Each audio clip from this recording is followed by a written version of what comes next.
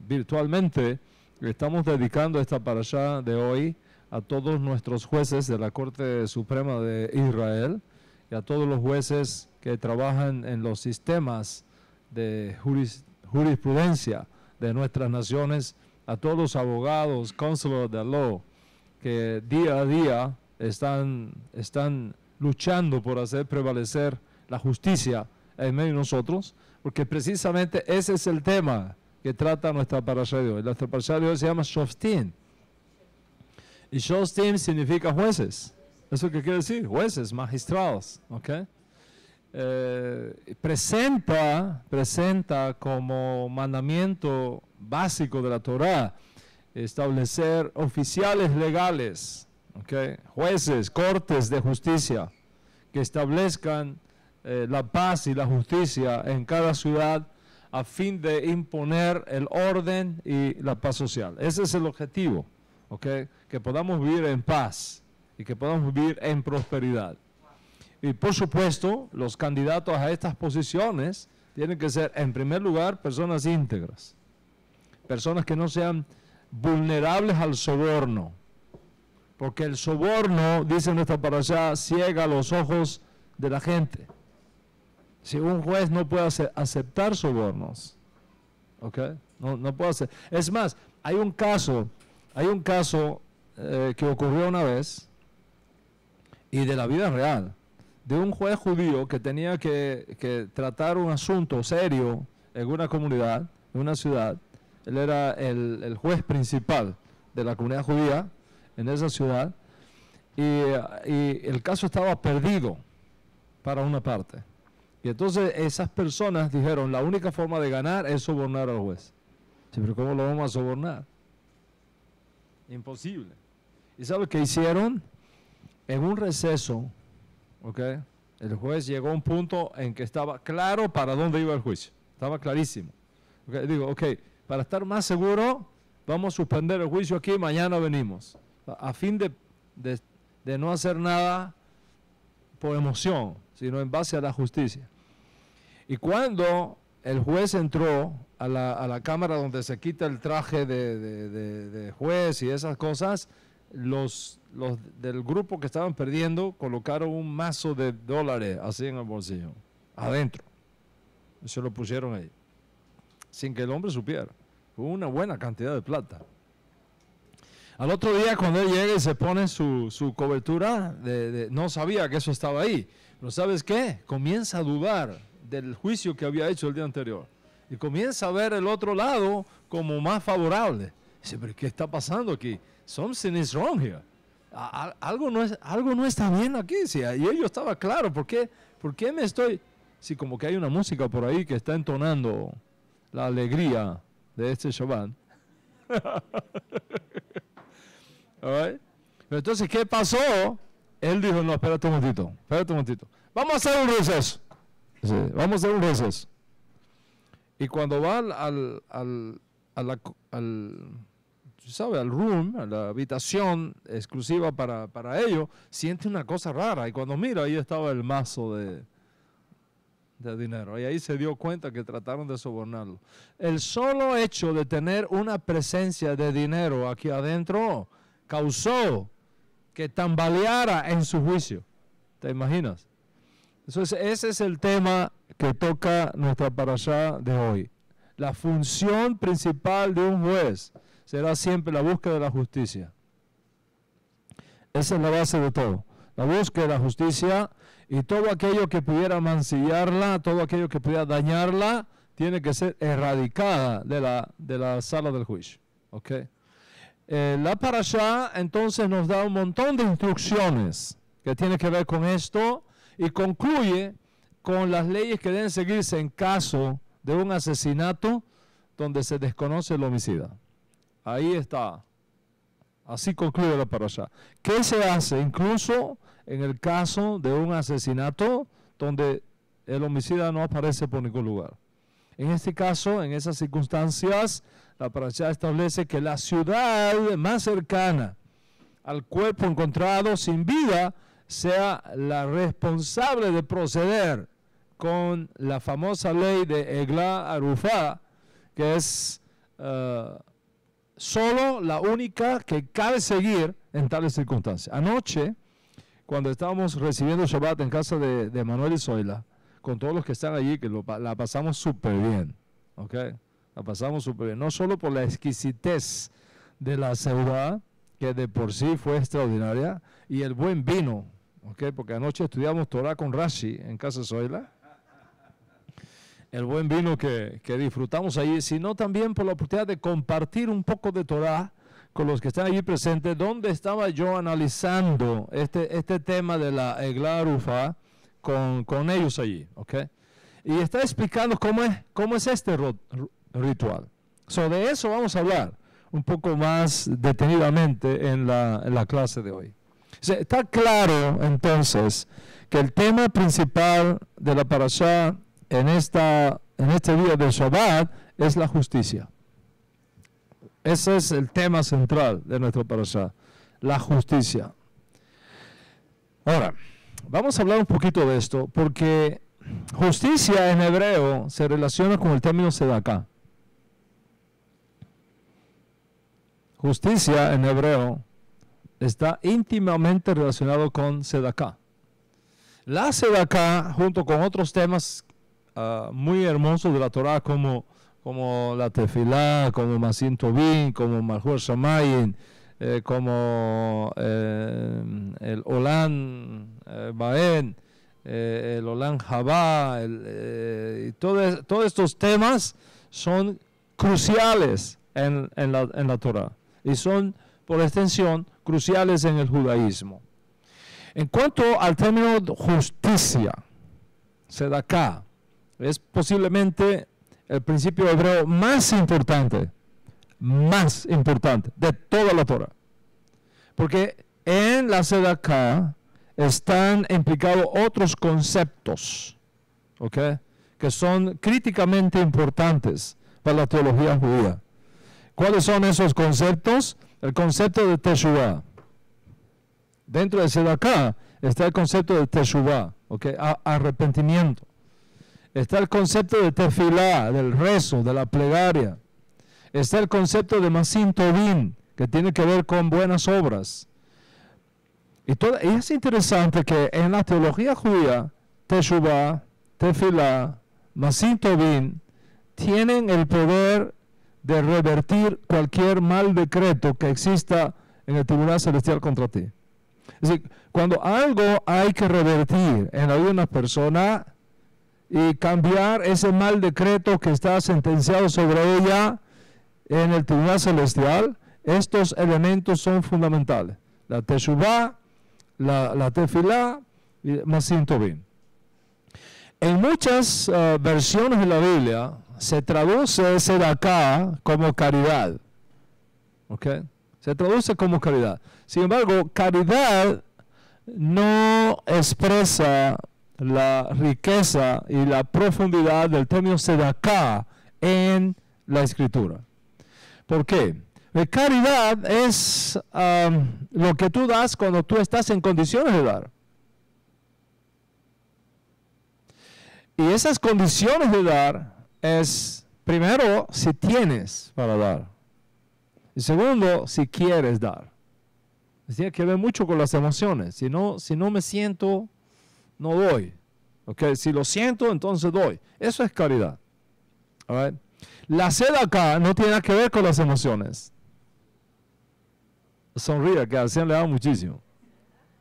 Sedaká no tiene nada que ver con las emociones. No se trata de dar cuando yo siento dar, sino que uno da como un principio normativo, como parte de mi responsabilidad con la alianza que tengo con Hashem. Y tan importante es esto, que ni siquiera un pobre está exento de darse de acá. Ni siquiera un pobre está exento de darse de acá. Por ejemplo, si un pobre en la calle, tú le das una sedaká, él está obligado a dar de esa sedaká a uno más pobre que él. Se quiera o no, quiera o no, Darse de acá es un principio de justicia social. Es un principio de justicia social. En otras palabras, no es justo que una persona, un ser humano, se acueste con hambre cuando está en mis manos poderle ayudar a comer. No es justo.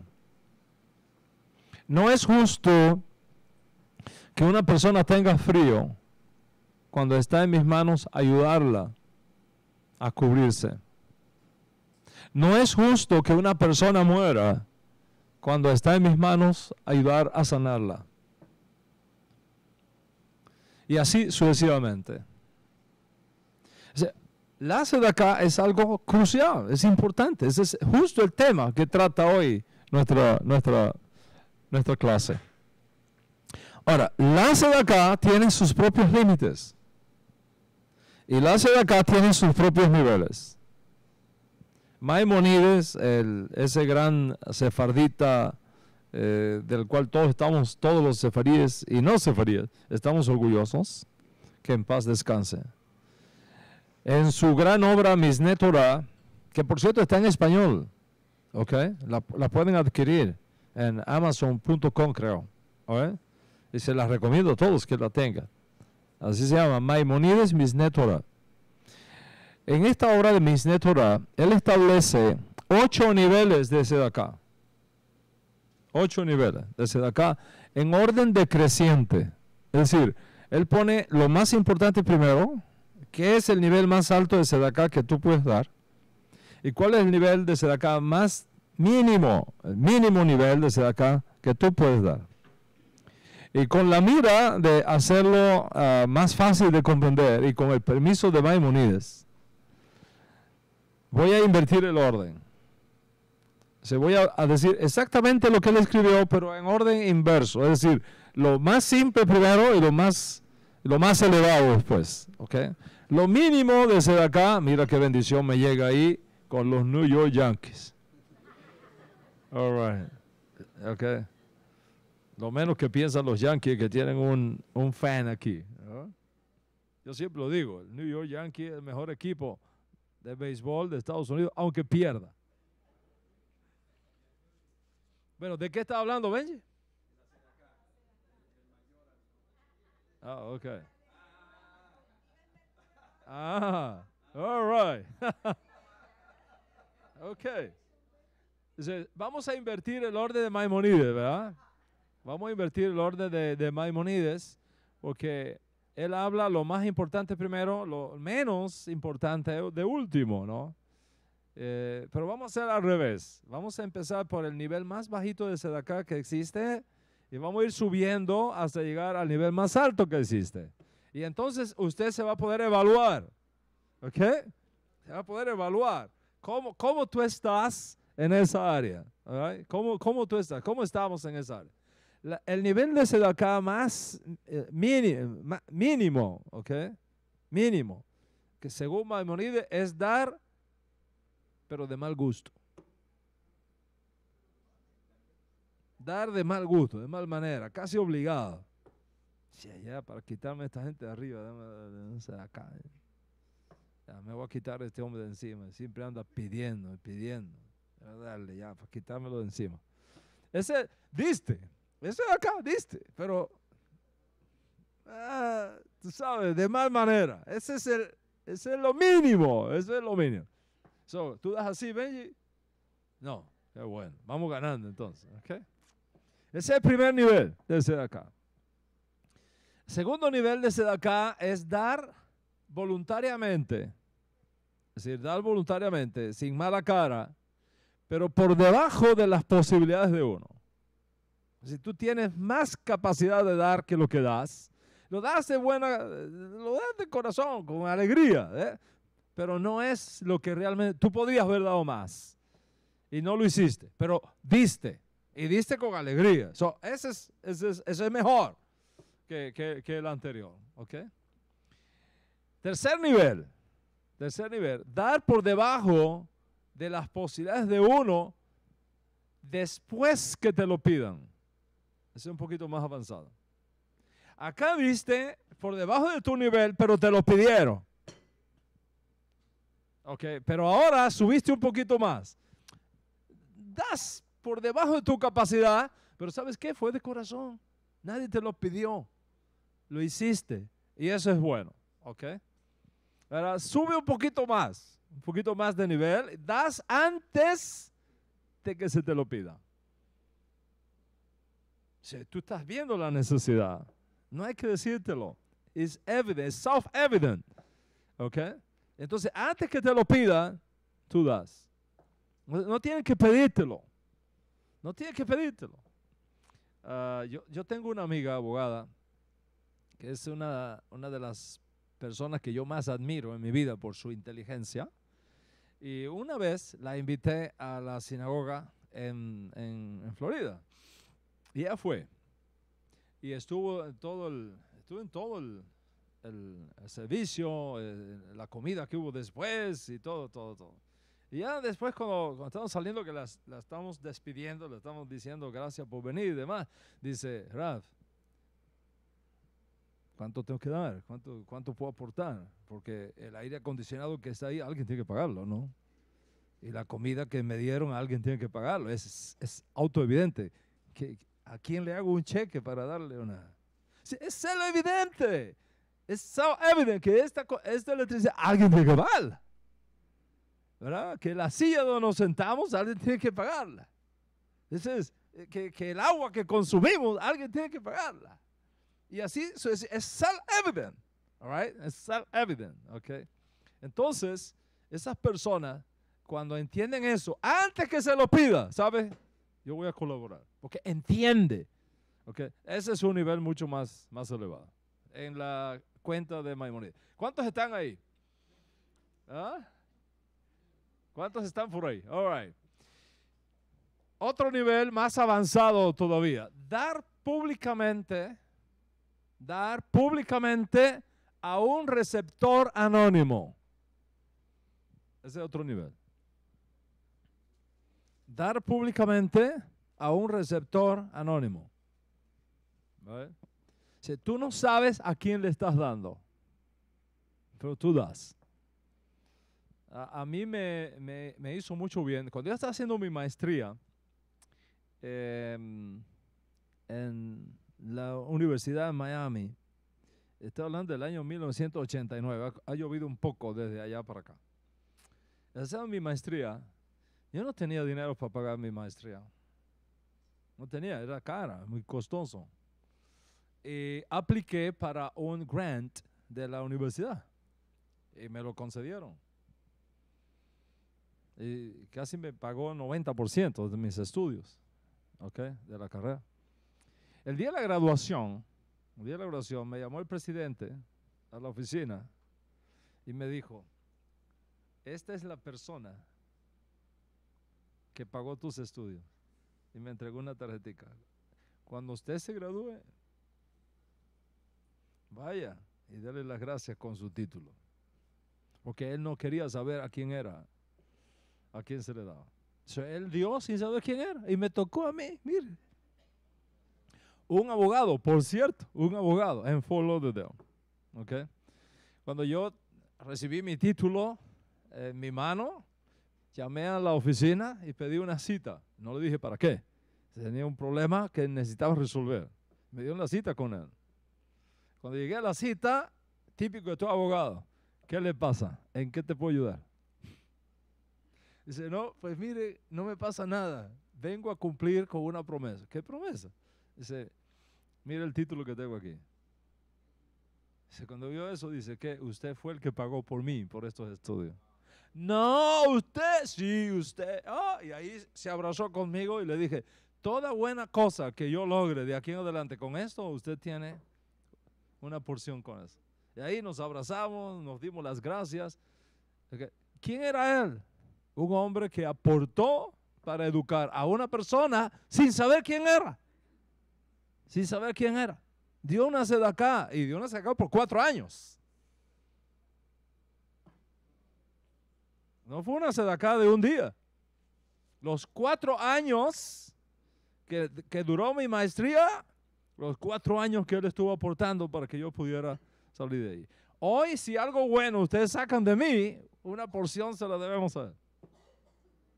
Mire la fuerza de la sedacá. Mire la fuerza que tiene la sedacá. ¿A cuántos miles de personas yo he podido ayudar? Los otros días alguien sacó la cuenta. Más de 1 millón de iberoamericanos han regresado a las raíces hebreas como resultado de la palabra que hemos llevado por 25 años.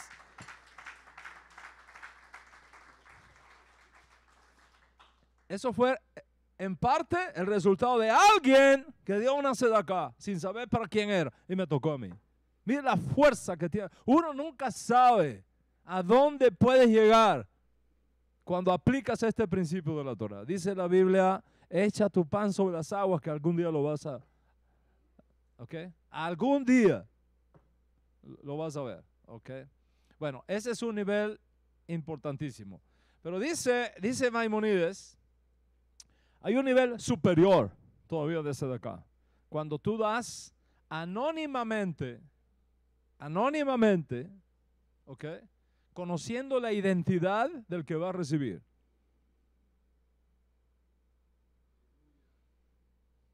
Sí, en este caso yo sé quién va a recibir, pero no quiero que él lo sepa. Eso es un nivel más alto todavía. ¿Ok? Dice, va a morir. Hay otro nivel más alto todavía. ¿Ok? Dar anónimamente, sin conocer la identidad del receptor. Y hay uno más alto todavía. Este es el más alto. Este es el de Martita. Amén. ¿Right? Hay uno más alto todavía. Darle trabajo a una persona. Otorgarle un préstamo a una persona para que inicie un negocio. De forma tal que no dependa de sedacá en el futuro. Dice Maimonides, esta es la forma de sedacá más alta que existe. Porque no solamente ayuda a su prójimo a corto plazo, sino a largo plazo. En otras palabras, en vez de darle un pescado, le enseña a pescar. Dice Maimonides, el nivel más alto de sedacá que existe es cuando tú ayudas a una persona a tener su propio trabajo y tener sus propios negocios para que viva independiente y no tenga que recibir sedacá. Y eso se puede hacer ayudando, refiriendo a una persona para que consiga un trabajo, o establecer una sociedad con el necesitado, o hacer un préstamo, ayudarle con un préstamo, o simplemente otorgarle un regalo para que pueda hacer su propio negocio y seguir adelante. Esos son niveles desde acá. Y uno tiene que manejarse ahí. ¿Okay? Mira cuán importante es en la fe judía, en el mundo judío, el concepto de sedacá. Ahora, la pregunta que mucha gente me hace es, ¿cuánto debo dar de sedacá? ¿Cuánto debo dar?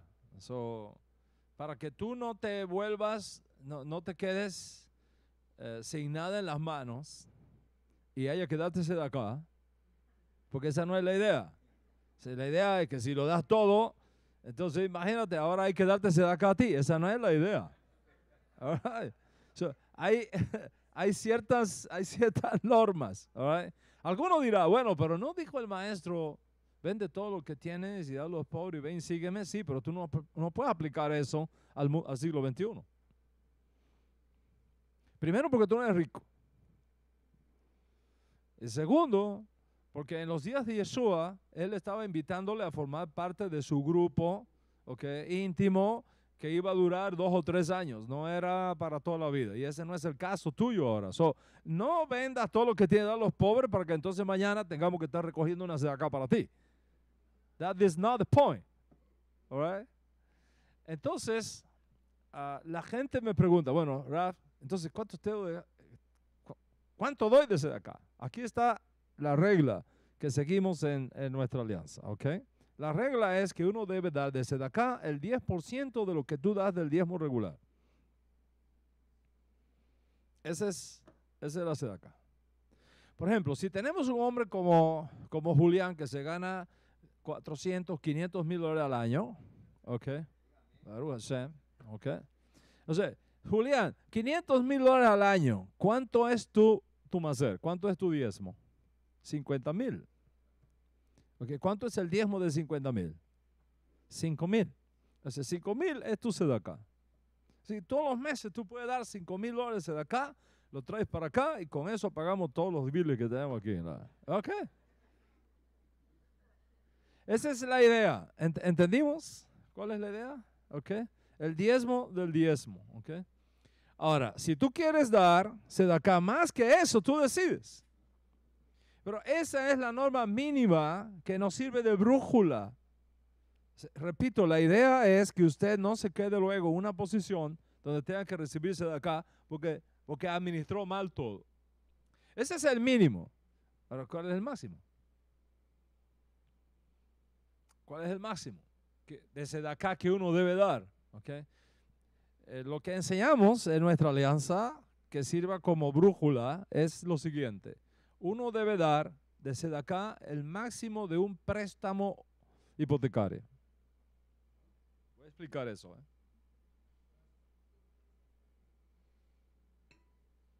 Ok. El máximo de sedacá que uno debe dar debe ser el mismo que exige el banco para hacerte un préstamo hipotecario. O sea, ¿cuánto es que mira el banco a la hora de decidir cuánto you can afford it? ¿Cuánto tú puedes hacerte responsable? Okay. El banco mira el 40%. Esa es la figura actualmente en los Estados Unidos. En otro país puede ser que sea diferente. Okay, pero estoy hablándote de aquí, del sistema financiero de los Estados Unidos. 40%.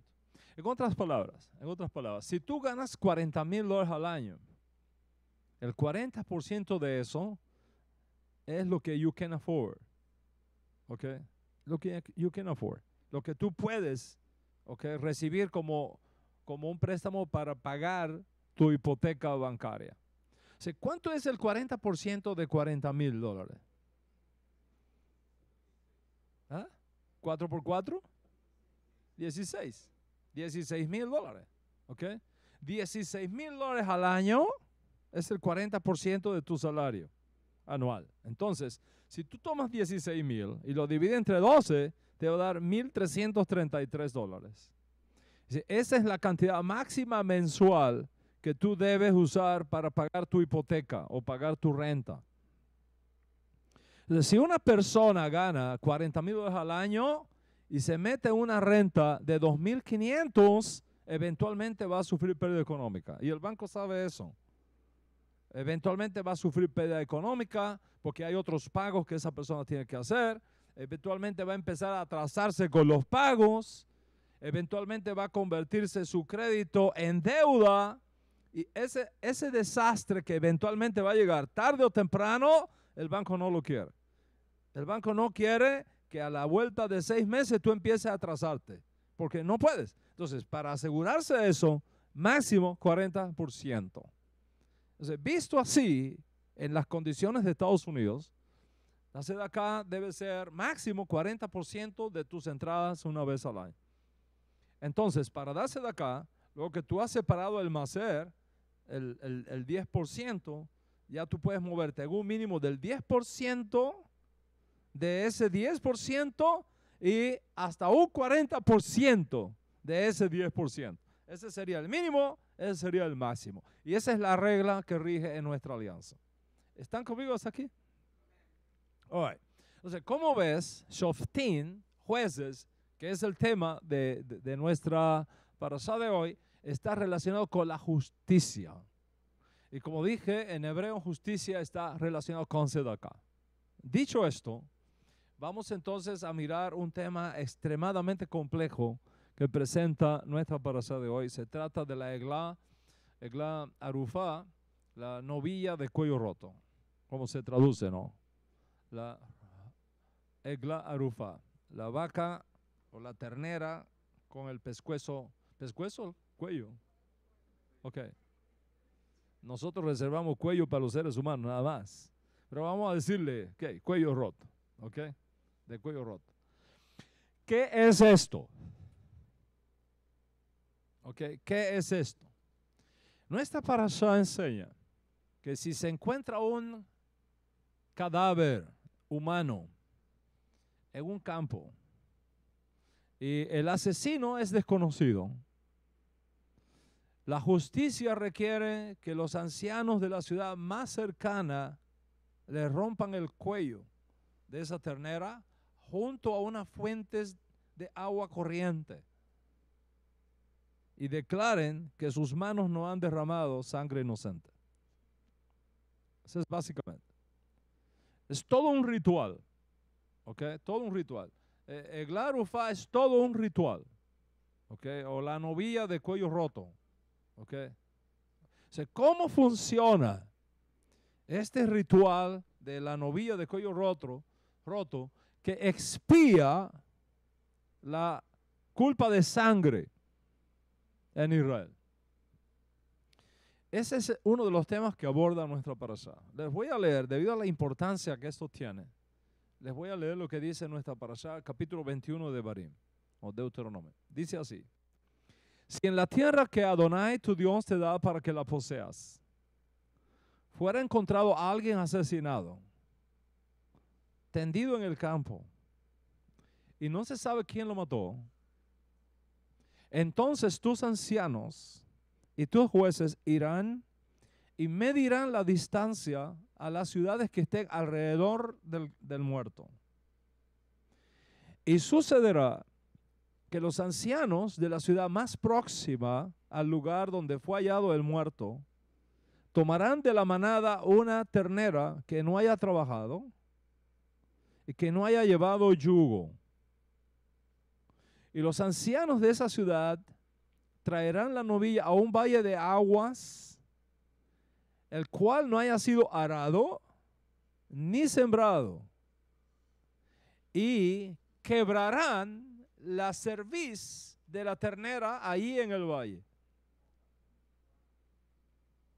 Entonces se acercarán los sacerdotes, hijos de Leví, porque Adonai tu Elohim los ha escogido para servirle y para bendecir en el nombre de Adonai, y ellos decidirán todo litigio y toda ofensa. Y todos los ancianos de la ciudad más cercana al lugar donde fue hallado el muerto lavarán sus manos sobre la novilla cuya cerviz fue rota en el valle, y dirán, ahora viene la confesión, fíjense todo el ritual que hay que seguir, y dirán: nuestras manos no han derramado esta sangre, ni nuestros ojos han visto nada. Perdona a tu pueblo Israel, al cual has redimido, oh Señor, y no imputes la sangre inocente a tu pueblo Israel. Y la culpa de la sangre les será kefer, les será expiada. Así limpiarás la culpa de sangre inocente de en medio de ti cuando hagas lo que es recto a los ojos de Yuhe-Bajé. Eso es lo que dice la Torah. Está claro, basado en esto, que la ciudad más cercana al cadáver se considera colectivamente responsable. En consecuencia, los ancianos de las ciudades alrededor del cadáver miden la distancia para determinar cuál es la ciudad más cerca de donde apareció el muerto. Dice: tus ancianos y tus jueces saldrán y medirán, lógicamente, la distancia, ¿no? Medirán la distancia a las ciudades que rodean el cadáver. Interesante eso. Ahora, no solo Israel tenía leyes justas y leyes sociales, habían otros pueblos que tenían también sus leyes. Los hititas, por ejemplo, tenían leyes muy similares a esta que toca hoy nuestra parashá. Y según la ley hitita, mantiene que las personas que viven en el área donde se encontró el cadáver eran responsables de ese asesinato desconocido. Y si se descubre a una víctima de asesinato en la propiedad de alguien, o si una persona, hombre o mujer, es asesinada en otra ciudad, había todo un procedimiento. Ese procedimiento significa, mire lo interesante, 3 acres de tierra. ¿Cuánto es 3 acres en el sistema métrico? 3 acres que como media hectárea, ¿será? Más o menos. Okay, creo que sí, como media hectárea de tierra. Okay, 3 acres. Okay, 3 acres de tierra, ok. 3 acres se medía. 3 acres. Aquí está el cadáver, se mide 3 acres y esa tierra se le regala a la familia del muerto como compensación. A ver. Entonces, ¿qué quiere decir? Que según la ley hitita, la responsabilidad de la muerte de una persona que no se sabe quién la mató, recae sobre el propietario de la tierra donde está el cadáver. Y ese responsable de la tierra donde está el cadáver es responsable de compensar económicamente a los familiares de la víctima. ¿Ok? Ahora, eso es exactamente lo que establece nuestra parashá con una diferencia muy notable. ¿Cuál es la diferencia? Y esto es lo que hace de nuestra Sagrada Torah algo tan extraordinario y algo tan maravilloso. Porque aun cuando la ley hitita es muy similar, hay una diferencia entre la ley hitita y la ley de Moisés. ¿Cuál es esa diferencia? La ley hitita establece, ok, no se sabe quién es, el dueño de la tierra donde apareció tiene que compensar a la víctima. En el caso de la Torah nunca hay compensación monetaria, porque eso se presta para muchas cosas. En el caso de la Torah hay que seguir un ritual de expiación. ¿Ok? ¿Y cómo es ese ritual de expiación que no incluye compensación monetaria? ¿Ok? Para evitar, imagínate que cada vez que aparezca alguien me van a regalar a mí medio acre de tierra. Tú te imaginas lo que puede ocurrir, ¿no? All right. Ok. Imagínate. Humberto, ¿qué te parece? ¿Qué va a pasar? Vamos a matar a todo el mundo, me da un rico de tierra. Ok. All right. Entonces, esa no es la idea. La Torah dice, no hay compensación monetaria, hay un ritual que hay que seguir. ¿Ok? Voy a leerles el ritual otra vez. Dice así: si encuentras un cadáver en la tierra que Adonai tu Elohim te dio para heredar, caído en campo abierto, y no se sabe quién lo mató, la ciudad más cercana al cadáver se considera colectivamente responsable. En consecuencia, los ancianos de las ciudades cercanas miden la distancia para determinar qué ciudad está más cerca del cadáver. Tus ancianos y jueces saldrán y medirán la distancia a las ciudades que rodean el cadáver.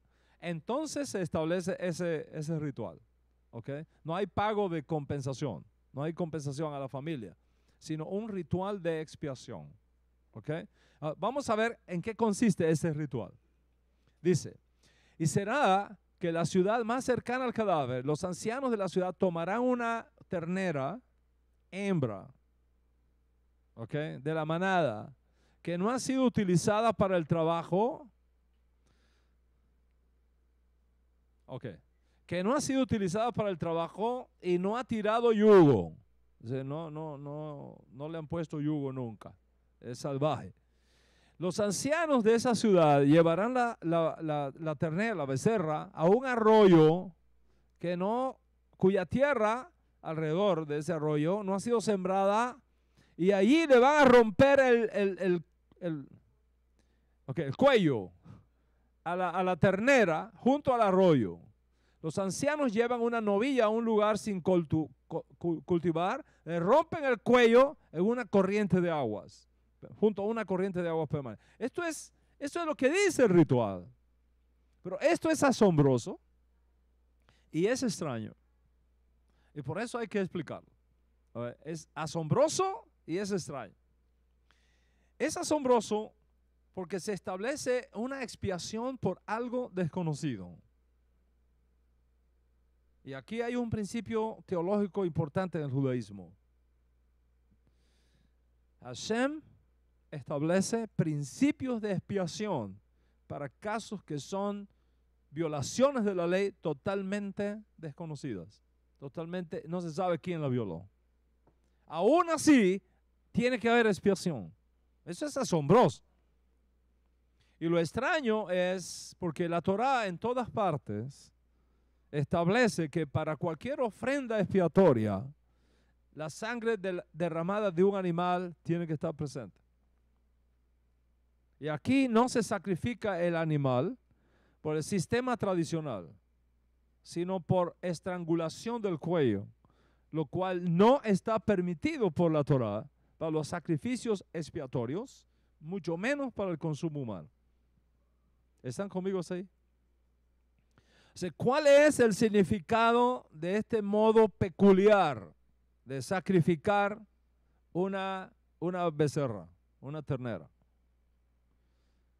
Hay muchos eruditos en este campo, rabinos desde tiempos inmemoriales, que se han roto la cabeza pensando cuál es el significado, qué es lo que está detrás de todo esto. ¿Okay? Algunos han dicho, bueno, tiene que ver con un sacrificio. Otros dicen, bueno, no, es un asesinato sustituto por el asesino. Sí, esta vaca le rompen la cabeza como si lo hubiera hecho al asesino si se hubiera encontrado. Ok, eso de alguna manera es un sustituto por el asesino. Otros dicen, bueno, no, es una representación del castigo que caería sobre los ancianos de la ciudad en el caso de que estuviesen jurado falsamente. Y ellos son responsables. Dice, yo no vi nada, mis manos están limpias, pero sí lo hicieron. Entonces, en el caso de que eso suceda, entonces es una representación del sacrificio por mentira. O puede ser también una dramatización del asesinato. No importa cómo lo pongas, no importa cómo lo pongas, aquí hay algo que falta. Aquí hay algo que falta. Y es el enfoque del concepto de expiación en la forma en que ocurre esta expiación. ¿Por qué se le rompe el cuello a esa ternera en lugar de sacrificarla y derramarle la sangre? ¿Por qué? ¿Por qué hay que romperle el cuello? Hay un solo lugar, y solamente un solo lugar, en toda la Biblia hebrea. Preste atención. Hay solo un lugar en toda la Biblia hebrea donde se menciona romperle el cuello a un animal, y es en lo relacionado con la ley de los primogénitos, donde se dice algo similar sobre este tipo de ritual. Éxodo capítulo 11, versículos 11 al 13, documenta lo siguiente y cito. Y sucederá que cuando el Eterno te lleve a la tierra del cananeo, como te juró a ti y a tus padres, y te la da, dedicarás a Hashem todo primer nacido que abra matriz. Todo primer nacido que abra matriz, ¿ok? Que abra matriz, si es por cirugía, por cesárea, no. Tiene que abrir matriz, tiene que salir de forma natural, ¿ok? Tu primer nacido de la matriz. También todo primer nacido del ganado que poseas. ¿Está escuchando? Todo primer nacido del ganado que poseas. Los machos pertenecen a Adonai. Ahora mire lo que dice. Pero todo primer nacido de asno, burro, ¿ok? Dice, lo redimirás con un cordero. Y si no lo redimes, le romperás el cuello. Si no lo redimes, le romperás el cuello. ¿Ok? Le romperás el pescuezo, el cuello. O sea, la rotura del cuello subraya el hecho. ¿Cuál hecho? ¿Qué piensas, Dani? ¿Por qué hay que romperle el cuello al burro? No sacrificarlo, no se puede derramarle la sangre. No, se le rompe el cuello. ¿Cuál es el objetivo? El objetivo de romper el cuello es marcar que ese animal es inadmisible como ofrenda.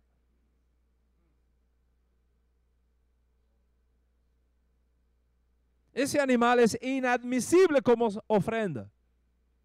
Por lo cual, como ambos textos están relacionados, significa que el asesinato ritual en Deuteronomio 21 tampoco fue pensado nunca como un sacrificio. Entonces, si no fue pensado como un sacrificio, ¿qué cosa es lo que se expía? Por eso te decía que esta ley del desnucamiento de la becerra es asombroso y es extraño. Porque si nosotros miramos cuidadosamente el texto, todo indica que la característica distintiva de esta técnica es matar al animal con un golpe de hierro en la parte posterior de la cabeza, pero nunca cortarle sus venas, sus yugulares típicas del procedimiento ritual tradicional. ¿Cómo muere un animal cuando tú le das un golpe en la nuca? Muere asfixiado.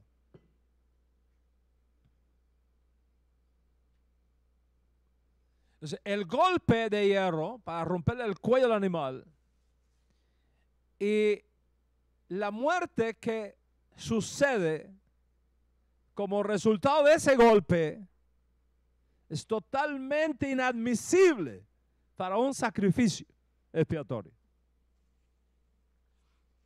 Porque el sacrificio expiatorio demanda el derramamiento de la sangre en el sistema expiatorio regular. ¿Están conmigo aquí? All right. Luego este ritual continúa con los sacerdotes lavándose las manos encima de la novilla con el agua procedente de las fuentes de manantial que están rodando allí. Dice la Torah. Dice, entonces todos los ancianos de la ciudad más cercana al lugar donde fue hallado el muerto lavarán sus manos sobre la novilla cuya cerviz fue rota en el valle. Está claro que estas aguas no pueden ser aguas estancadas. No pueden ser de cisternas que tienen agua procedente de la lluvia y que eventualmente se termina. Tienen que ser cisternas de manantial, aguas de manantial, que fluyan constantemente. ¿Cómo sabemos que no puede ser de agua de cisternas, sino que fluyan? Porque hay un solo lugar más en la Biblia donde se menciona eso. Hay un solo lugar en la escritura hebrea donde se usa la misma expresión que tenemos acá. Y ese lugar está en el profeta Amós, capítulo 5, verso 24, donde dice, que fluya la justicia como el agua. Que fluya la justicia como el agua. Y esa expresión que fluya es la misma que aparece en nuestra parasha. En otras palabras, no solamente la novilla no puede ser sacrificada de forma que brote la sangre, sino todo lo contrario. La idea es matarla de forma tal que no exista la posibilidad de derramamiento de sangre de ese animal. Y esa es precisamente la idea en esta metáfora. ¿Ok? Esa es precisamente la idea en esta metáfora. El hecho, a ver si podemos verla. Podemos ver la imagen. Hay un asesinato. No se sabe quién derramó esa sangre. Ahora hay un animal que muere y no puede derramar sangre. Dice, ¿cuál es la idea? La metáfora es que no hubo derramamiento de sangre en la ciudad donde apareció el asesinato, de la misma manera que no hubo derramamiento de sangre en la ternera que fue sacrificada. Y ahí es donde está la relación de la metáfora. Así como la ternera no derramó sangre, así la ciudad responsable por la cercanía donde apareció el cadáver no derramó sangre. En otras palabras, la ausencia de sangre perceptible prepara el escenario para que los jueces puedan declarar: nuestras manos no están manchadas de sangre, no hemos visto nada. ¿Cuántos están conmigo aquí? All right. O sea, ¿qué tienen que declarar los jueces? Dice, nuestras manos no han derramado esta sangre.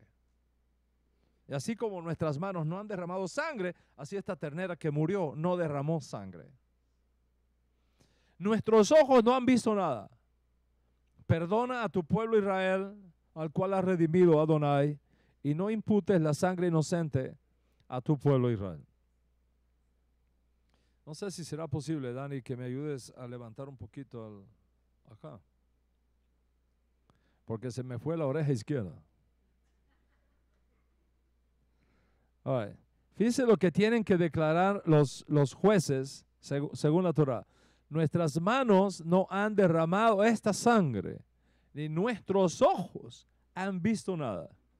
Perdona a tu pueblo Israel, al cual has redimido, oh Señor, y no imputes la sangre inocente a tu pueblo Israel.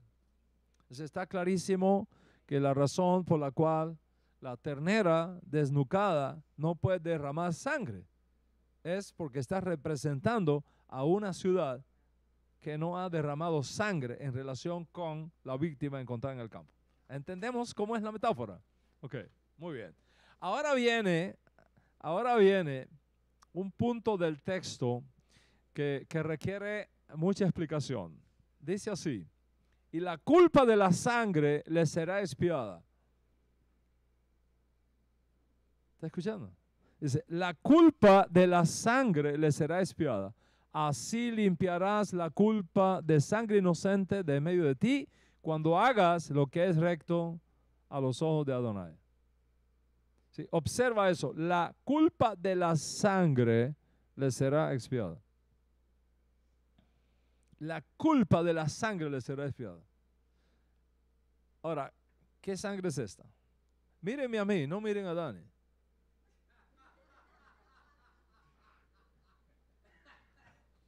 Sonría, que a Hashem le ama muchísimo. Es que hay una ley en pedagogía. Nada ocurre por gusto, ¿ok? Hay una ley en pedagogía que dice, cuando la atención cambia, cuando el estímulo cambia, la atención aumenta. Y cuando el estímulo queda igual, la atención decae. Right? Como Dani se movió, cuando Dani se movió, todos los ojos se van para allá, porque es un estímulo nuevo. ¿Entiendes? Así está escrito, así somos todos nosotros, ¿verdad? Pero bueno, ya vieron a Dani, está preciosísimo hoy, handsome man, right? Pero comprometido. Right? So, podemos seguir la clase. ¿Qué está diciendo, men?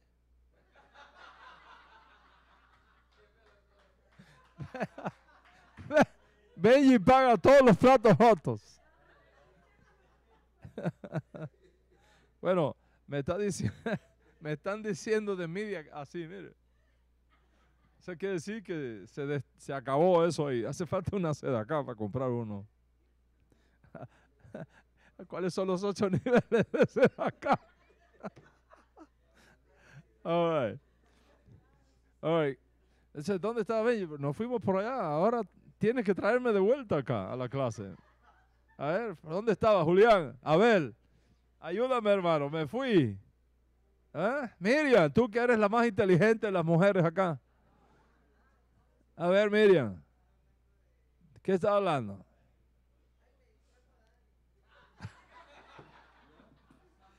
Christopher. ¿Eh?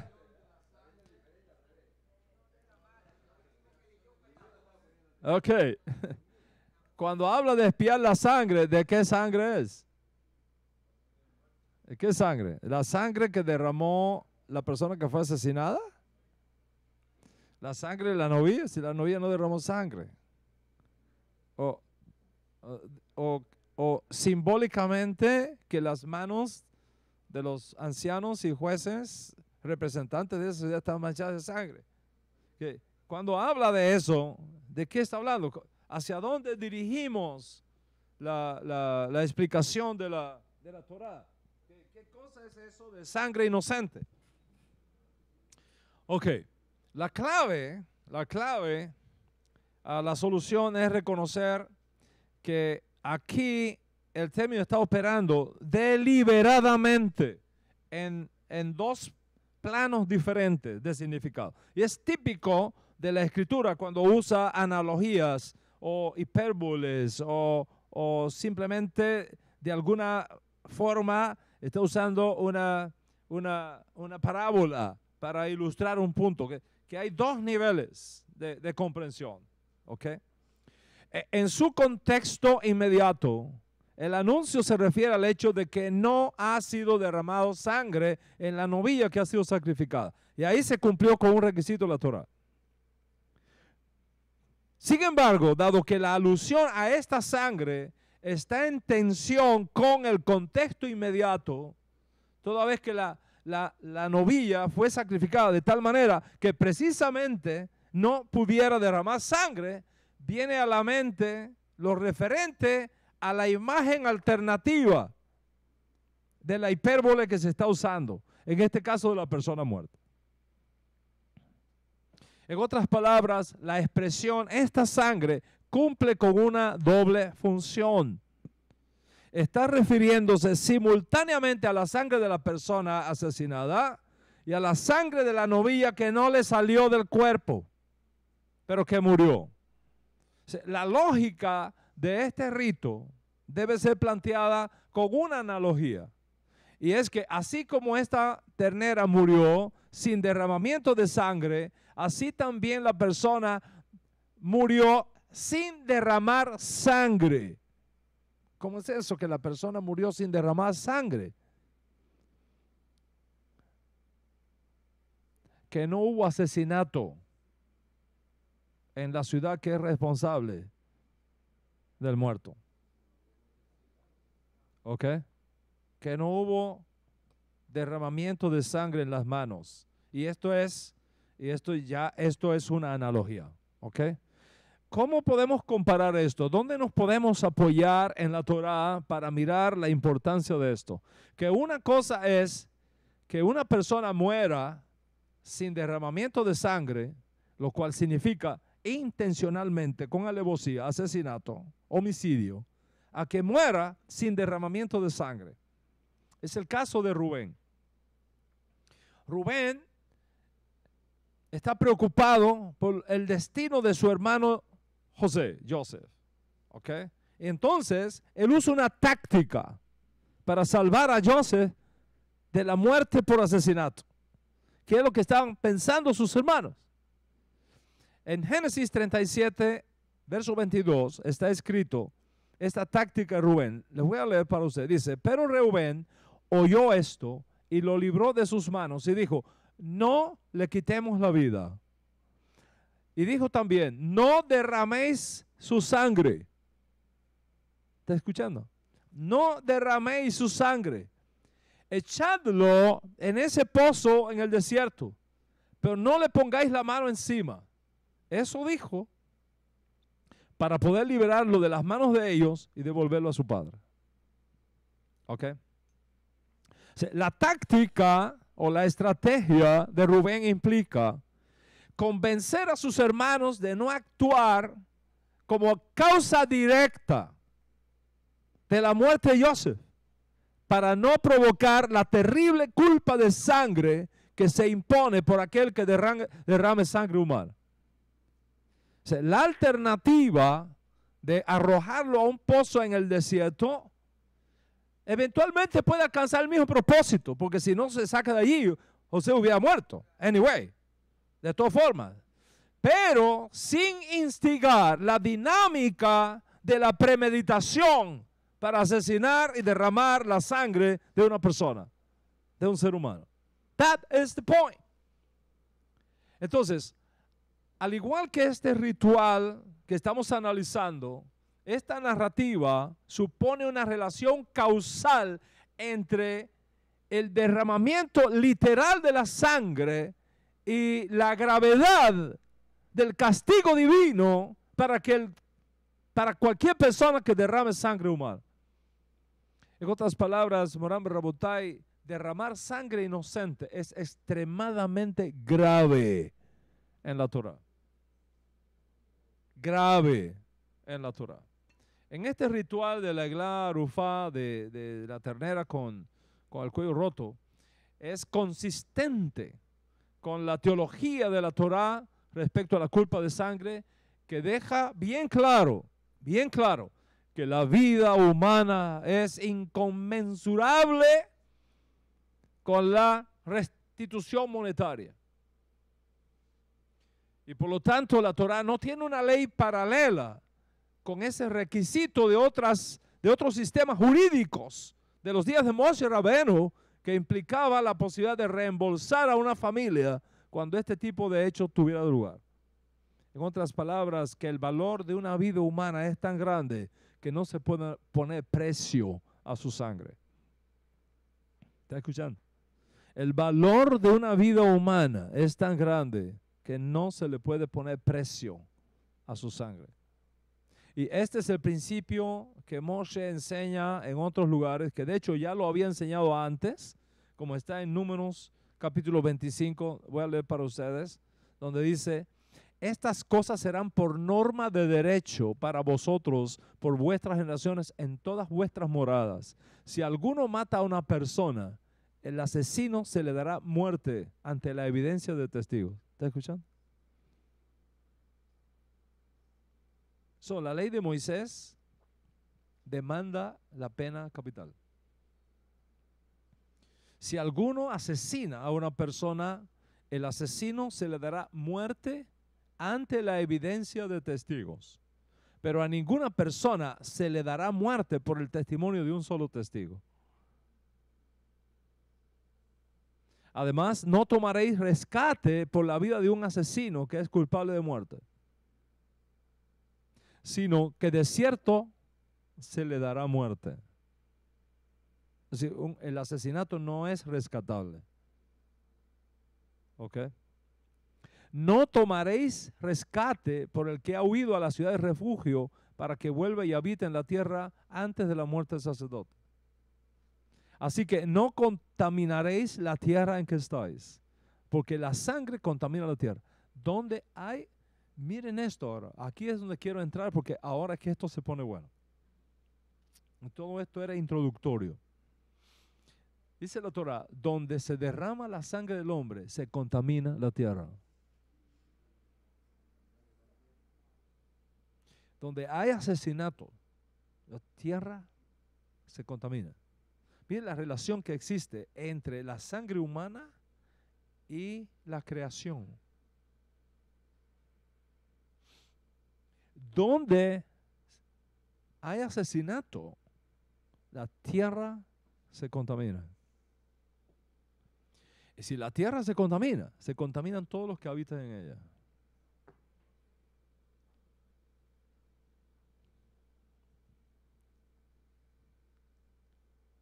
Ahora, ¿cómo están nuestras tierras? ¿Cómo están nuestras naciones?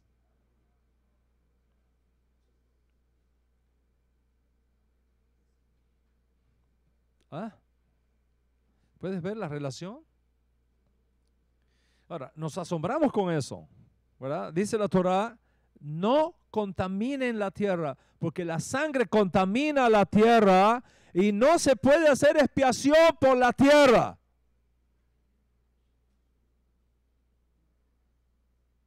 No se puede hacer expiación por la tierra. O sea, ¿cómo es la única manera que se puede limpiar la tierra? Dice, la sangre derramada en ella no se puede expiar, excepto mediante la sangre del que la derramó.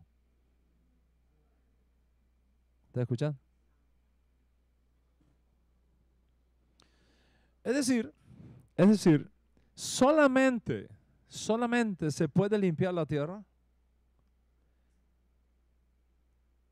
cuando los que la contaminaron derramando sangre inocente mueren. Se le aplica la pena capital, según la ley de Moisés. Si alguien que asesina a otro, probado que eso ocurrió, la contamina la tierra y todos los que viven en ella, en esa área. La única manera de expiar eso, de limpiar esa tierra, es que la justicia ordene que esa persona sea ejecutada. Y cuando esa persona es ejecutada, el asesino, entonces la tierra es limpiada.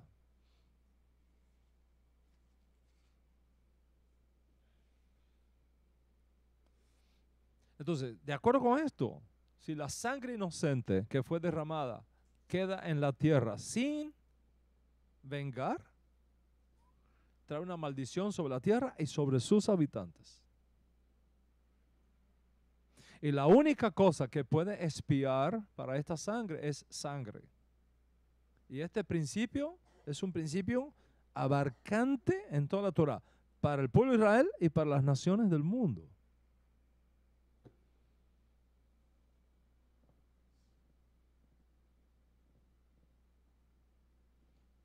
Mil años antes, escuche esto, 1000 años antes de entregarnos Moshe Rabenu esta ley, Hashem se la había entregado a las naciones en el pacto con Noaj, el pacto noágico. 1000 años. Génesis capítulo 9 dice, cito para ustedes, capítulo 9, 5 y 6. Pediré cuenta de la sangre de vuestras vidas. ¿Está escuchando? Pediré cuenta de la sangre de vuestras vidas. De todo animal la demandaré, y de todo hombre, del hermano de todo hombre, demandaré la vida del hombre. El que derrame sangre de hombre, el que cometa asesinato, okay, no muerte sin intención, okay, no, eso no, all right. Homicidio con alevosía, con premeditación, que es la definición de asesinato. Dice, el que derrame sangre de hombre, por el hombre su sangre será derramada, porque a imagen de Dios ha sido hecho el hombre. Esto es sagrado. La vida humana es sagrada. Tú no puedes jugar con eso. ¿Cuántos están conmigo hasta aquí? Pero, desde el punto de vista ético del mandamiento, el Código Real va más allá todavía. El Código Real es más profundo todavía.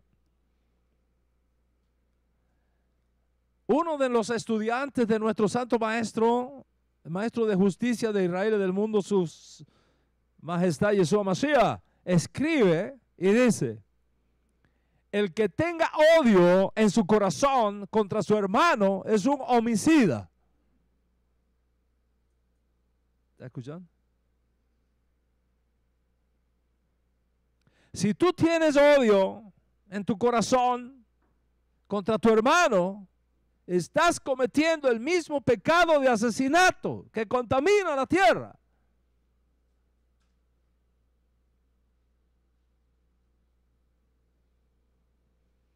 Entonces, ¿cómo estamos?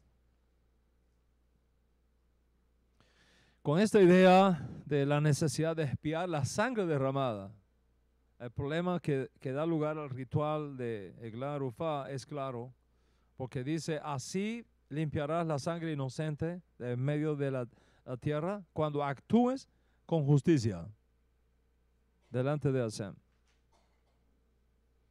Como nadie sabe quién es el perpetrador de ese asesinato, o sea, no se puede derramar sangre para expiar ese asesinato.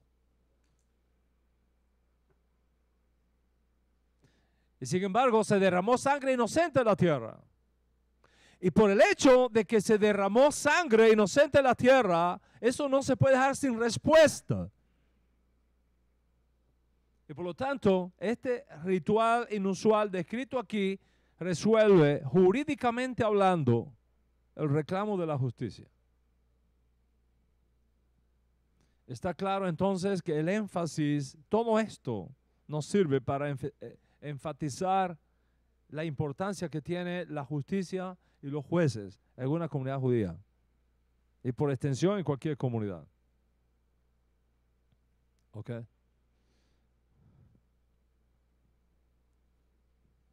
¿Están conmigo hasta aquí? ¿Le hace sentido esto que estamos hablando? ¿Está tu corazón metido en esto, en la profundidad del tema que estamos hablando? La justicia. La importancia de la justicia. La importancia de ser justos. ¿Ok? Ahora, hay un tratado talmúdico que viene explicando el tema, un tema que se trata en la Mishnah, en el judaísmo talmúdico, que es sumamente importante. La Mishnah en Sotá, en el tratado talmúdico Sotá, File 9, nos dice cómo va a ser la generación que va a preceder la llegada de Mashiach.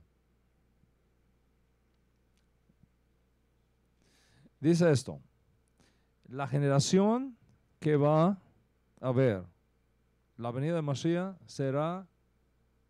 tendrá esta característica: la gente tendrá cara de perro. ¿Está escuchando? ¿Ok? Así dice los sabios talmúdicos.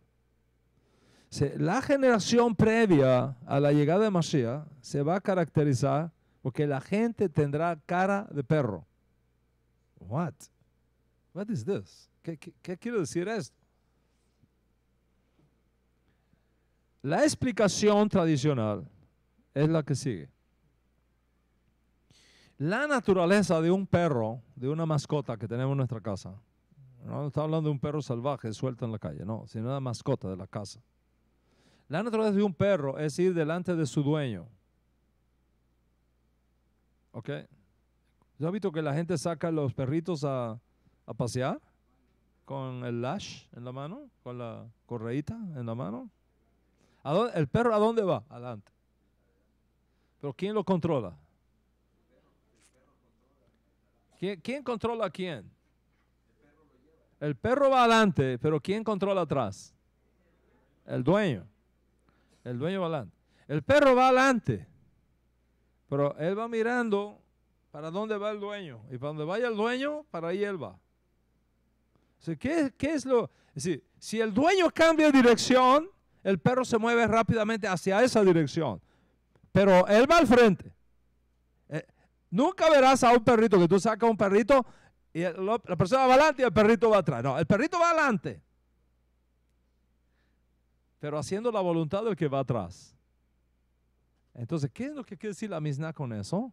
Quiere decir que cuando esté por aparecer Mashiach ben David, la gente tendrá cara de perro, quiere decir, los líderes estarán siendo controlados por fuerzas que están detrás. No serán líderes auténticos. No serán ministros auténticos. No serán presidentes de una nación auténticos, sino cumpliendo una agenda de algo que está detrás.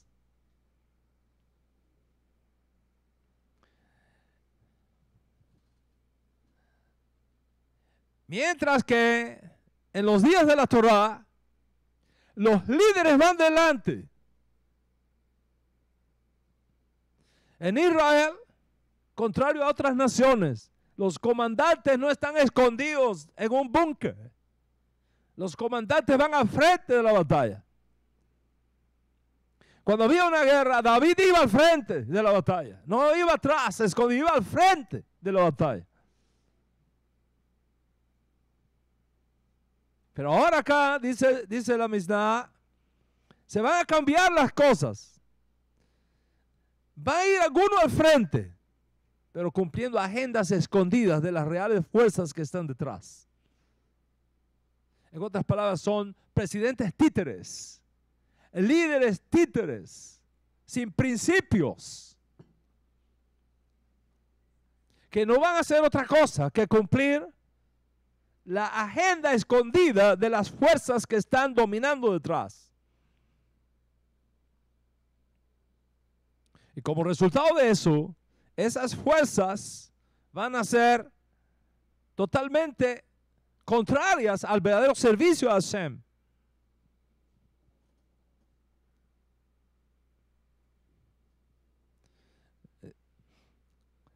Y si sigues leyendo en esa Mishnah, se dicen más cosas todavía. Dice, en la generación... Bueno, antes de irme ahí a explicar eso, ¿lo estamos viendo o no lo estamos viendo?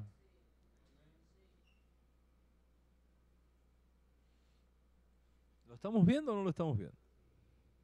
Son los presidentes de nuestras naciones los que nos dirigen basado en los principios de la justicia y de la verdad, o llevando a cabo agendas de las fuerzas que están detrás.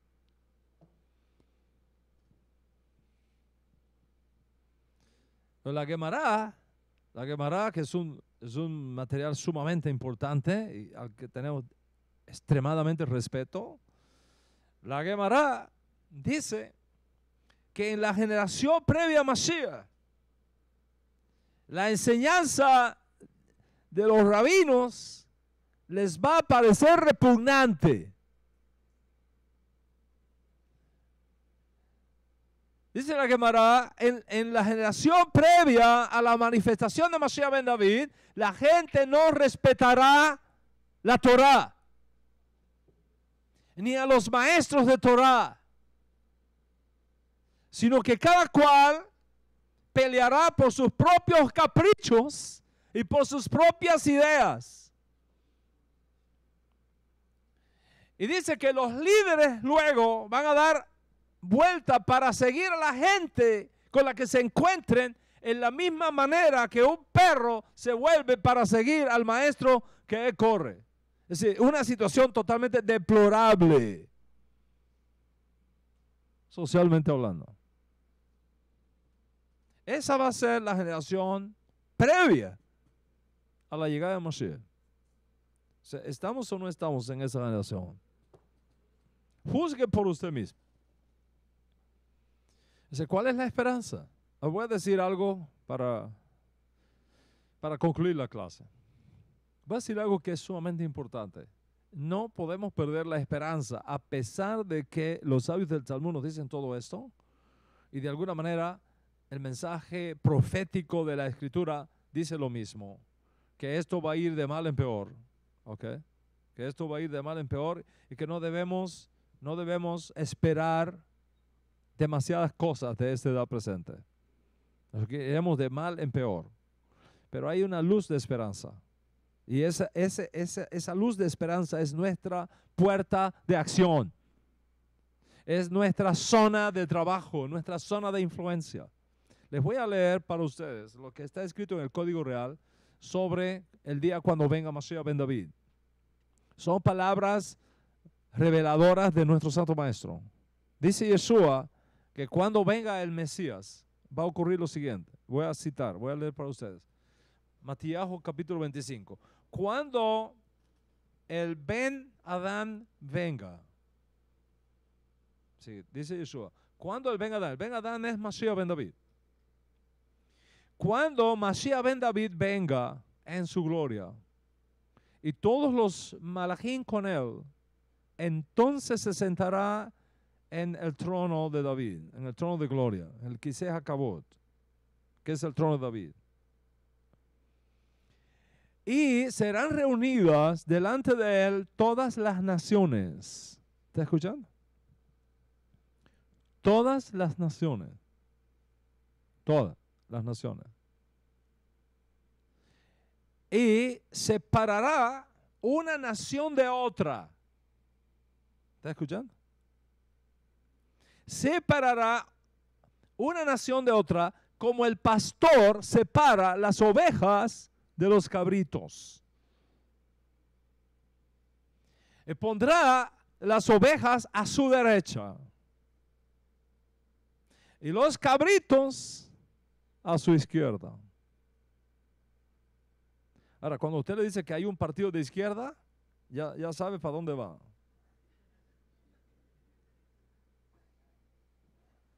No, ¿de dónde es? No, es de centro izquierda. Cuidado. Centro derecha, ok. Centro izquierda, bandera roja. Lo menos que pensaban los socialistas y los globalistas es que Yeshua había dicho esto hace 2000 años atrás. Jacinto, ¿entiende lo que estamos hablando aquí? Pondrá las ovejas, es decir, las naciones identificadas con las ovejas, al lado derecho. Y las naciones identificadas con los cabritos, al lado izquierdo. Entonces el Mashiach dirá a las naciones de la derecha, a los que estén a la derecha: venid, benditos de mi Padre, heredad el reino preparado para ustedes desde la fundación del mundo. Porque tuve hambre y me diste de comer. Tuve sed, me disteis de beber. Fui forastero y me recibisteis. Estaba desnudo y me vestisteis. Enfermo y me visitasteis. En la cárcel y vinisteis a mí. Entonces los justos de las naciones de la derecha, le responderán diciendo: Adón, ¿cuándo te vimos hambriento y te dimos de comer? ¿O sediento y te dimos de beber? ¿Y cuándo te vimos como forastero y te recibimos? ¿O desnudo y te vestimos? ¿Y cuándo te vimos enfermo en la cárcel y vinimos a ti? Respondiendo el rey, les dirá: en verdad os digo que en cuanto lo hicisteis a uno de estos mis hermanos judíos, a mí lo hicisteis. Wow. That is powerful. Está hablando del Mesías judío, diciendo: de la manera como ustedes trataron a Israel, es que me han tratado a mí. Porque yo soy Israel, yo represento a Israel. Yo soy el rey de Israel.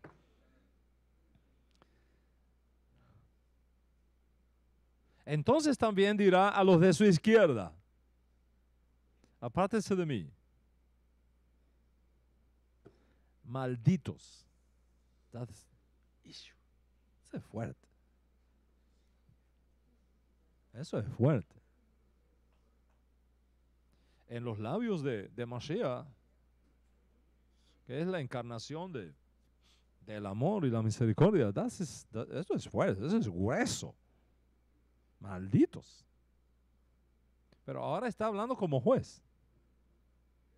Dice: malditos al fuego eterno que ha sido preparado para el Hasatán y para sus demonios. Porque tuve hambre, etcétera, no me diste, tuve sed, fui a la cárcel, fui forastero, desnudo, y se repite la misma historia. Entonces responderán diciendo: Adón, ¿cuándo te vimos hambriento, o sediento, forastero, desnudo, enfermo, en la cárcel y no te servimos? Entonces Mashiach ben David, dice Yeshua, en ese momento Mashiach ben David le va a decir: por cuanto no lo hicisteis a uno de estos mis hermanos judíos, a mí no lo hicisteis.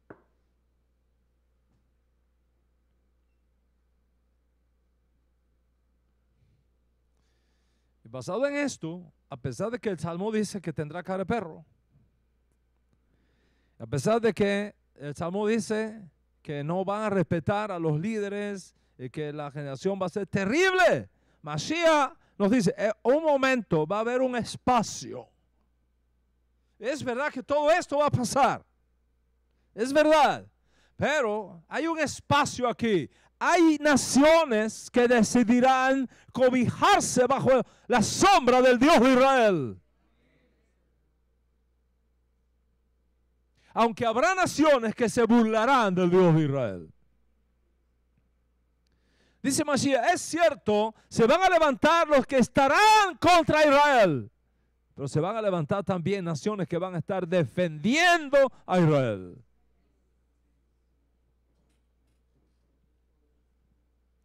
¿Cómo puede una nación estar del lado del Dios de Israel si no le hablamos del Dios de Israel?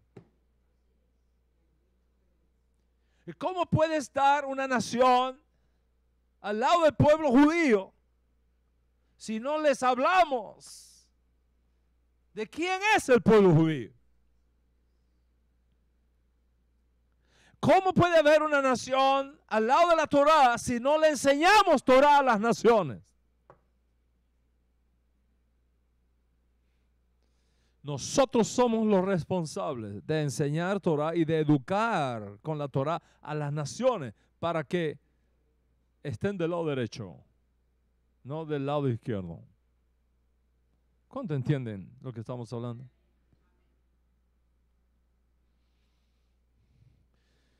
Quiero concluir con uno de mis textos favoritos de toda la Torá. De hecho, para mí es el texto más desafiante que existe en toda la Torá. Cada vez que yo leo este texto, tiembla mi alma. Y está en esta parasha. Capítulo 18 de Devarim, verso 13. Dice, íntegro serás delante de Adonai tu Elohim. Íntegro serás delante de Hashem tu Dios. La palabra íntegro aquí está traduciendo el hebreo tamim.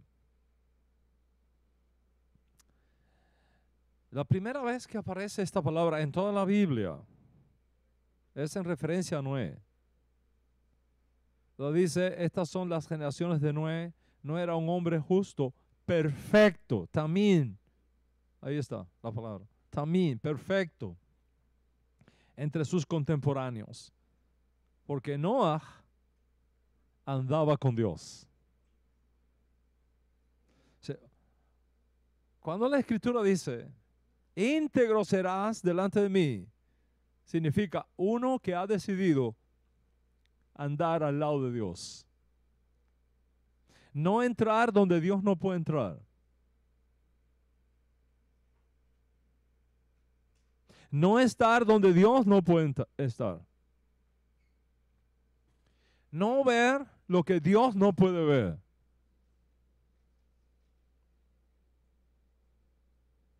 No hacer negocios donde Dios no puede estar haciendo ese negocio tampoco. Donde dice que Noé era perfecto, es la misma palabra que dice ahora Moshe Rabeno aquí, íntegro. Habrás de ser. Tamim. Delante de Hashem.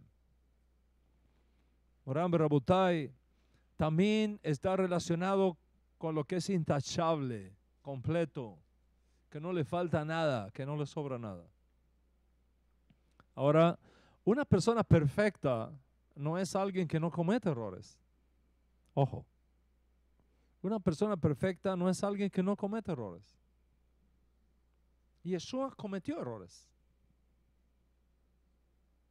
Cuando era pequeño, de 12 años, responsable de sus actos, sin permiso de sus padres, se quedó en Jerusalén. ¿Se imagina el dolor que Yeshua le tuvo que haber causado? ¿Cómo haces tú? ¿Cómo te sientes tú si tu hijo se te pierde en un mall?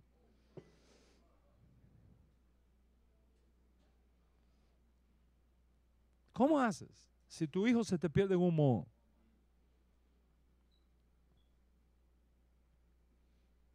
Y Yeshua, por la ley judía, es responsable de sus actos. He made mistake. He made mistake. Tuvo que perfeccionarse. Aunque tenía una buena razón, causó dolor a su papá y a su mamá. Por 3 días sin saber de él. ¿Cómo te sientes tú si tu hijo se te pierde por 3 días? En un mall aquí en Manhattan. Y eso no afecta para nada a su condición de Mashiach. Es que el concepto en el judaísmo es totalmente diferente a estos conceptos de perfección fuera del judaísmo y en otras religiones. Una persona perfecta no es alguien que no comete errores,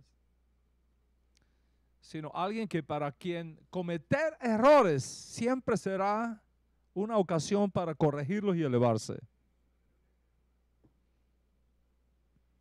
Una persona perfecta no es alguien que nunca cometa una infracción. De hecho, ahora me acuerdo que tengo que pagar una infracción. Silvia, por Dios, acuérdamela.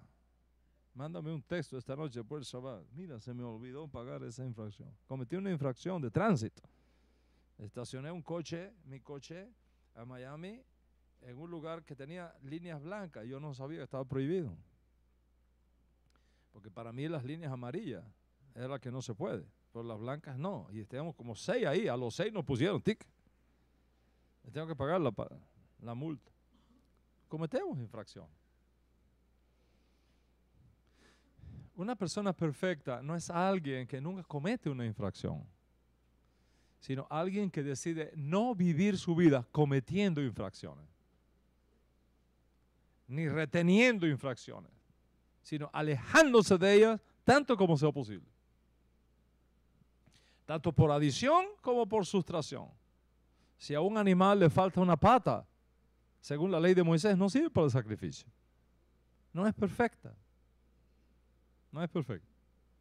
Ahora, pastora Wanda, le voy a hacer una pregunta. Si a un animal, si a un cordero le falta una patita, ¿puede servir para el sacrificio? No, pues le falta una pata. Pero ¿y qué tal si por un problema congénito nació con 5 patas?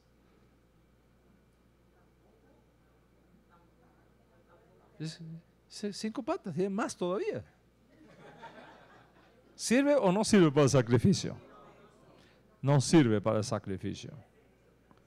Porque no puede ni quitarle ni añadirle.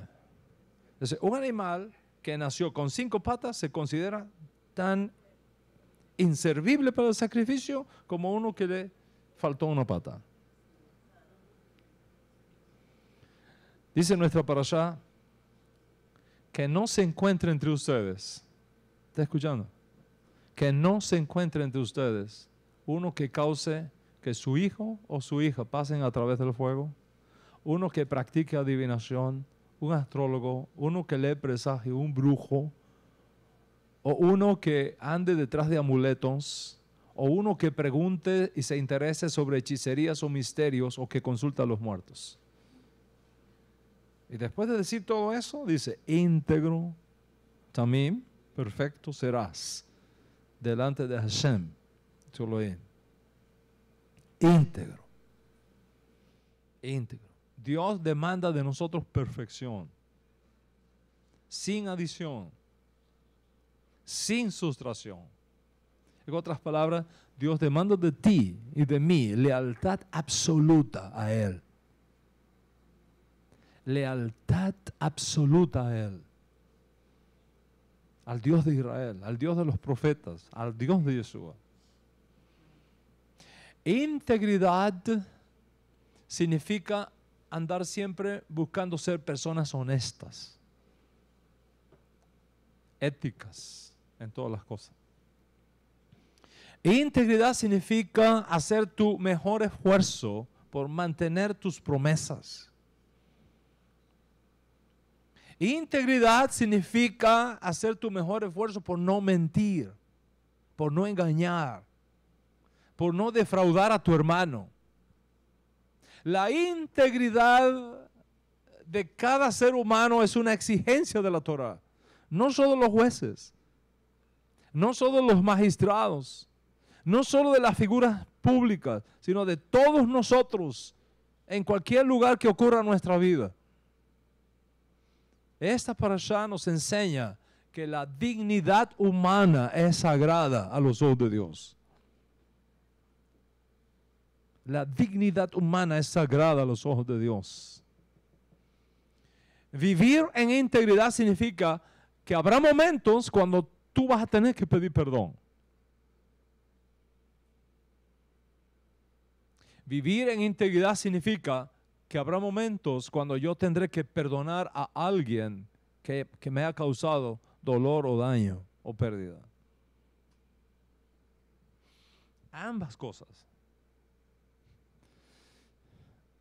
Maran Berabotay, en este bullicio de la vida hoy día, el ajetreo, el corre-corre de nuestra vida real, es inevitable que incluso los bien intencionados entre nosotros ocasionalmente podamos ofender a otra persona.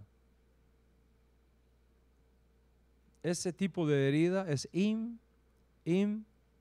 imprevisible. Tú tienes que dejar un espacio en tu vida para que la gente hable mal de ti. Y que eso no implique sacarte de tu lealtad a Dios y de tus principios por los cuales tú tienes que vivir. Tú tienes que vivir tu vida dejando espacio para que te hagan bullying.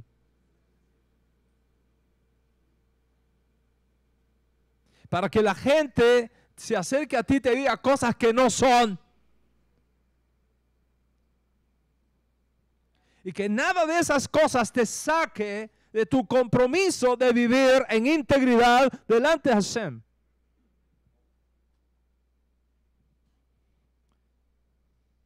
Puede involucrar a alguien a quien acabamos de conocer. O puede incluso venir de alguien que es cercano a nosotros. Estas cosas son impredecibles. De cualquier persona te puede venir un golpe. De que menos tú lo pienses, te puede venir un golpe. Algunas palabras dichas contra ti pueden ser triviales, pero otras pueden ser profundas y severas. Vivir en integridad significa procurar nunca que ninguna de estas cosas me va a robar mi compromiso con Dios, ni mi compromiso con el reino de Dios. Y al mismo tiempo, vivir en integridad significa nunca causar dolor o daño al prójimo de forma consciente o premeditada. Y estar dispuesto a perdonar a cualquiera que me haya causado dolor o daño. Vivir en integridad significa cumplir con mis compromisos. Vivir en integridad significa no hablar mal de mi prójimo, no pasar malos informes, no hacer bullying emocional a mis compañeros, no vivir acosando a nadie ni molestando a nadie, sino creando siempre alrededor de mí un ambiente de paz y de alegría. Vivir en integridad significa que donde quiera que tú estés, las palabras que salen de tu boca traen paz, traen armonía, acercan a la gente.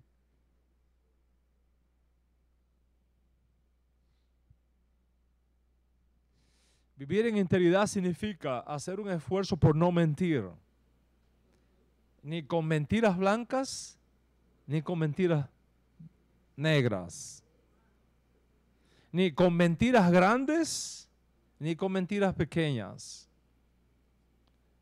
Nunca olvidaré a un filósofo que admiro muchísimo, Immanuel Kant.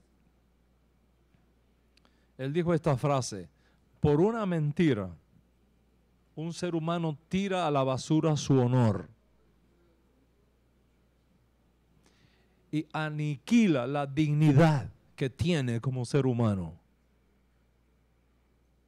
Cada vez que tú mientes, tú pisoteas tu propio honor. Cada vez que tú mientes, tú pisoteas tu propia dignidad como ser humano.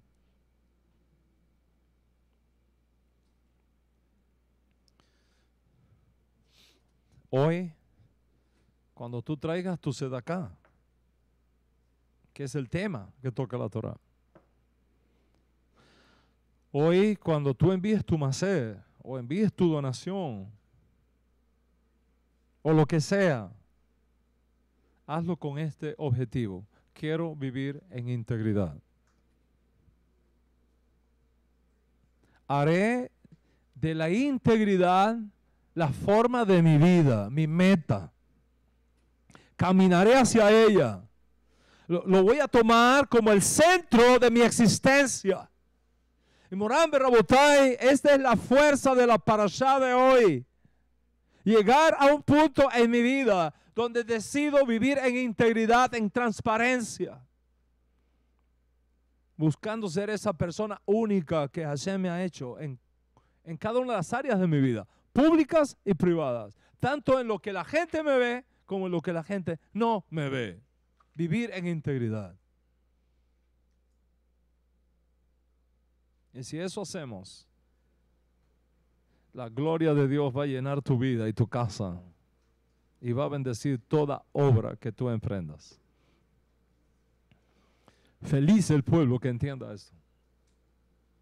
Feliz el pueblo cuyo andar en integridad es su divisa principal.